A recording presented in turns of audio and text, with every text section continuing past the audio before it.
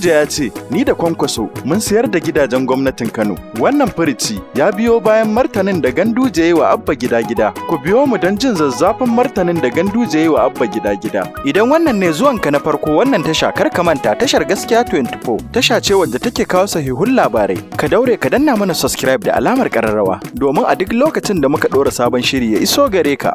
Ga cikakkun labaran kamar yadda kafar sadarwa ta Legit Nigeria Hausa ta rahoto. Gwamna Ganduje ya mai da martani ga zababben gwamnan jihar Kano Abba Kabir Yusuf wato Abba gida-gida. Ganduje ya ce sayar da kadarorin gwamnati ba kansa farau ba, tun a zamanin mulkin kwankwaso aka fara. Gwamnatin Abba gida-gida ta sha alwashin gudanar da bincike kan yadda Ganduje ya sayar da kayayyakin gwamnati. Gwamnan Kano Dr. Abdullahi Umar Ganduje ya ce gwamnatin Rabi'u Musa Kwankwaso ce ta fara sayar da kadarorin gwamnatin jihar a lokacin yana mataimakin gwamna.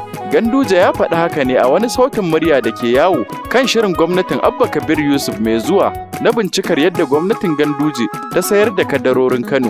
Daily Trust ta rahoto cewa kwamitin karɓar mulki da zababben gwamna ya kafa ya gargaɗi injiniyoyi da duk waɗanda suka sayi wata kadara daga hannun gwamnati su dakata da aiki tun yanzu. Kwamitin ya nuna cewa Abba Kabir Yusuf, wanda aka fi sani da Abba gida-gida, yana shirin bibiyar yadda aka sayar da waɗannan kayayyaki da zarar ya shiga ofis ranar 29 ga watan Mayu. Da yake martani ga kalaman gwamnan mai jiran gado, Ganduje ya ce sayar da kadarorin gwamnati a Kano ba sabon abu bane, ya koma ya tambayi ubangidansa a siyasa kan yadda tsarin ya faro.